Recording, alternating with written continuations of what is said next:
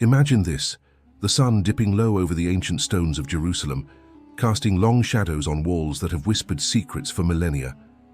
In that golden hour, something happened that stopped hearts and stirred souls. A gathering so bold, so raw, it felt like the Bible pages were flipping themselves. Jews and Gentiles, side by side, lifting voices to Yeshua as Messiah. Right in the heart of the city God calls his own.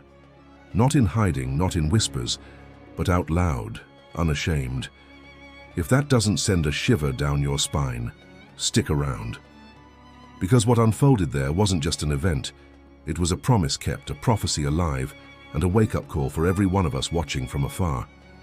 This is the story of a moment that bridges heaven and earth, and by the end you'll feel it in your bones. We're not just reading history, we're living it. Let's step back though, because stories like this don't start in a single day. They build like a storm on the horizon, slow and steady, until the thunder cracks and everything changes. Picture Jerusalem, not as the postcard city we see in movies, but as a beating heart, scarred, resilient, pulsing with the ache of generations. For thousands of years, this place has been a battlefield of empires and dreams. Babylonians torched it. Romans scattered its people like ashes in the wind. The Jewish families, torn from their homes, wandered the earth carrying their pain like a hidden wound. But in the quiet of exile, God didn't forget. He whispered promises through prophets whose words feel like they were written yesterday. Take Zechariah, that fiery voice from around 520 BC. In the rubble of a broken nation, he saw visions that would make your breath catch. Zechariah 8:7-8. I can almost hear him saying it. I will save my people from the countries of the east and the west. I will bring them back to live in Jerusalem. They will be my people, and I will be faithful and righteous to them as their God. Faithful and righteous. Those words aren't fluffy, they're ironclad. God wasn't making a suggestion, he was swearing an oath. And for centuries it looked impossible. Jerusalem trampled under Gentile boots, Ottomans, Brits, Jordanians, each one stamping their claim, each one a reminder of the until Jesus spoke about in Luke 21:24. Jerusalem will be trampled on by the Gentiles until the times of the Gentiles are fulfilled. Until, not forever. A divine deadline, ticking like a heartbeat. Now fast forward to 1967, the Six-Day War. Bullets flying, prayers rising, and suddenly, miraculously, Jewish soldiers stand on the Temple Mount, tears streaming down their faces as they touch the stones their ancestors dreamed of. For the first time since 70 AD, Jerusalem was home again. Prophecy watchers lit up like fireworks, but here's the ache in my heart. Most of us nodded, said cool, and went back to our lives. We missed the deeper whisper, because Jerusalem's story isn't just about flags and borders, it's about a God who scatters to gather, who breaks to heal, who hides his face only to reveal it in glory. What if I told you that the event in Jerusalem, the one that happened just days ago, wasn't about politics at all?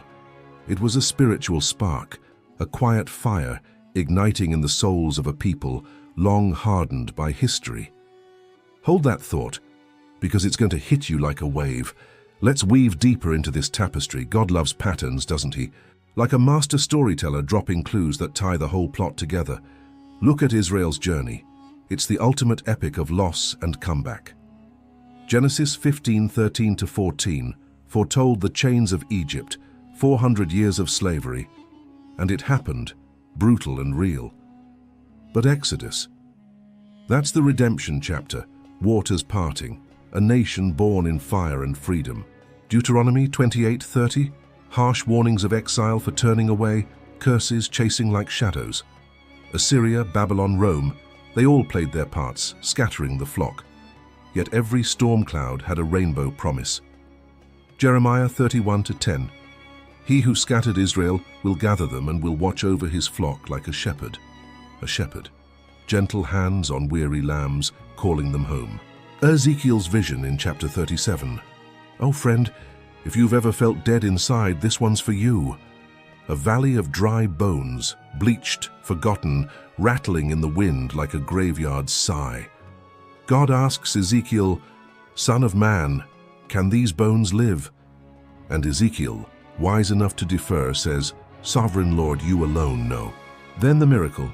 Breath from nowhere, sinews knitting, skin stretching over frames long lifeless. A rattling army rises, alive with God's Spirit.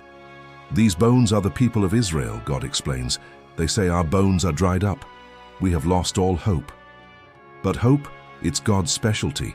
Physical return first, the land breathing again.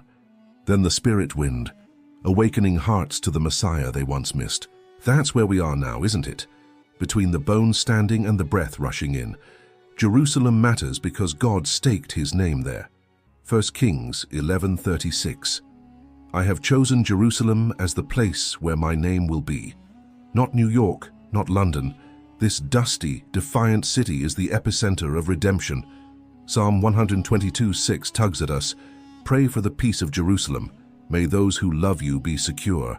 Why? Because her peace ripples out, touching the world's broken edges. When the Messiah's feet touch the Mount of Olives, Zechariah 14:4, everything shifts. Antichrist covenants there. Witnesses prophesy there. The final clash echoes there. And from there, a king rules 1,000 years of shalom. But what makes this recent gathering in Jerusalem pulse with such urgency? It's not the crowds or the chants, it's the unity. Jews who see Yeshua as their long-awaited king, Gentiles grafted in by grace, standing shoulder to shoulder.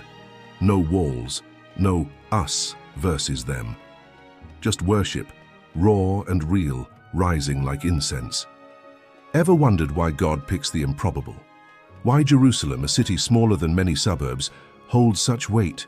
Because it's not about size, it's about surrender. God chose a stuttering shepherd boy, Moses, to face Pharaoh, a teenage girl, Mary, to cradle the Savior. And now in our chaotic world, he's choosing a scattered people to showcase his glue, the cross that mends what sin tore apart. Let's lean into the heartache of history for a moment. Imagine being a Jew in 70 AD, watching Roman torches devour the temple, your world in flames. Or in the Holocaust's shadow, whispers of never again born from ashes. Scattered, yes, but not forsaken. Every diaspora step was a setup for return. 1948, Israel reborn, a nation from the graveyard. 1967, Jerusalem reclaimed, the city of David beating again. And now this gathering, believers from east and west, as Zechariah dreamed, crying out to Yeshua in Hebrew, the language of creation. What if this is the softening Jeremiah spoke of? The veil thinning, hearts turning. Romans 11:25-26. Israel has experienced a hardening in part until the full number of the Gentiles has come in, and in this way all Israel will be saved. All Israel. Not a few, not scraps. A nation awakened. Messianic fellowships blooming like desert flowers. Jews whispering Yeshua in synagogues, risking everything for truth. Zechariah 12:10. They will look on me, the one they have pierced, and they will mourn for him as one mourns for an only child.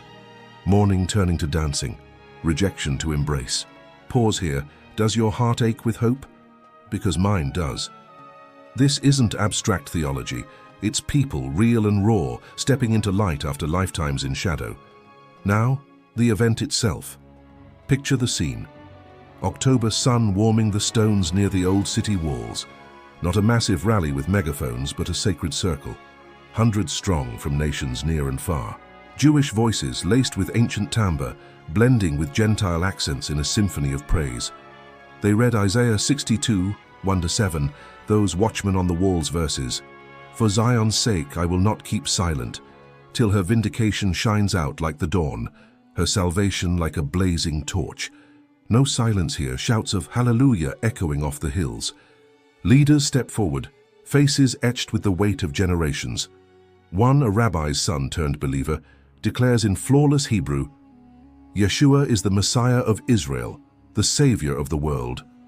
Gasps ripple through the crowd. For centuries, such words meant exile, stones thrown, families shattered. But today, applause, tears, embraces across divides. A public reading of Romans 11, the mystery unveiled. Gentiles provoking Jews to jealousy, leading to salvation's flood. Why chills? Because Ephesians 2:14-16 isn't a nice idea, it's a blood-bought reality. For he himself is our peace, who has made the two groups one and has destroyed the barrier, the dividing wall of hostility. That wall, built by prejudice, toppled by a cross.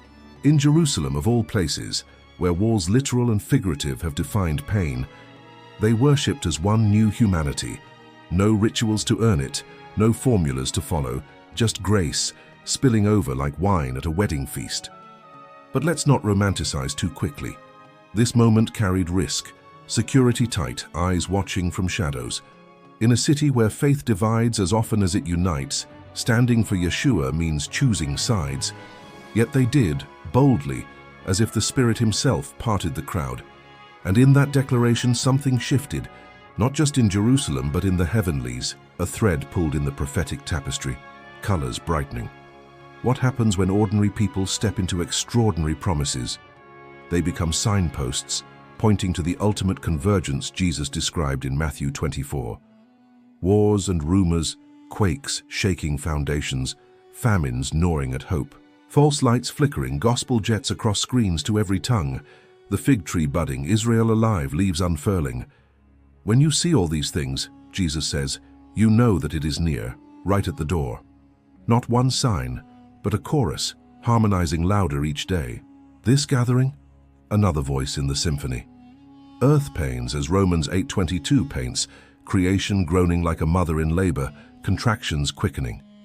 We've all felt it, the world's fever rising, news feeds a blur of brokenness. But here's the ache that heals. Those groans herald birth, not death. Redemption breaking dawn. Ever felt small in the swirl, like your prayers are whispers lost in wind? Jerusalem reminds us, God's not deaf, He's faithful. If He gathers nations after millennia, what about your scattered dreams? That promise in Isaiah 43:1, fear not, for I have redeemed you. I have summoned you by name. You are mine. That's for you too. In the shadow of olives where Jesus wept over the city, He's weeping still, for the lost, the hurting, the you scrolling late at night, heart heavy. But this story stirs urgency too, a warning wrapped in wonder. Time's not endless. Christ's return, Acts 1:11, that same Jesus ascending from olives, descending to it. Zechariah's feet on the mount, splitting rock like bread. Revelation 19's rider on white horse, robe blood-dipped, name word of God. King of kings, eyes fire, sword from mouth. Every fulfillment nudges us nearer. Are we drowsy spectators or wide-eyed sentinels? Think of the dry bones again. Ezekiel saw the rattle, the rise, but the breath. That's us, carrying spirit wind to dry places. That gathering in Jerusalem, a gust fanning flames. Messianic growth exploding, 30,000 believers in Israel now, up from whispers. Gentiles pouring in, provoking holy jealousy, the full number coming, all Israel saved. It's not distant, it's dawning. Let me pull you closer to the emotion of it all. Imagine being there, a young Jewish woman raised on Torah scrolls, hearing Yeshua's name without shame, or a Gentile dad far from home, linking arms with strangers who feel like family, laughter mixing with sobs, songs in Hebrew and English weaving heaven's anthem. In that circle, walls didn't just fall, they dissolved. Hostility's barrier, dust, peace, palpable like morning mist, and the declaration, oh, the power. Voices rising. God is faithful to His covenants. From multiple tongues, yet one heart. Isaiah 62 recited, watchmen vigilant, no rest till Jerusalem shines. It's as if the prophets leaned in from eternity, nodding, yes, this. For you, watching from your couch or commute, this hits personal. Jerusalem's story mirrors yours, scattered by loss, gathered by grace, hardened by hurt, softened by love. What promise are you clinging to? The one where He says, I will never leave you at Hebrews 13:5, or all things work for good, Romans 8:28. If God's clock ticks for cities, it beats for souls, but urgency presses, this is invitation and alarm. Jesus at the door, Matthew 24:33. Ready, surrendered, sharing the light. In labor's pains, don't numb out. Wake, watch, worship. Picture the climax, olives trembling, sky splitting, king descending, Every eye locked, every knee bending. No more veils, no more waiting, face to face. Revelation 21:4. Tears wiped, death devoured, all new. That gathering, a foretaste, unity, previewing eternity. So what now? Share this. Text a friend, post the spark. Comment, Maranatha, come Lord Jesus. Because this isn't end, it's prelude. Jerusalem shouted, now we echo, the King's coming, hearts ready,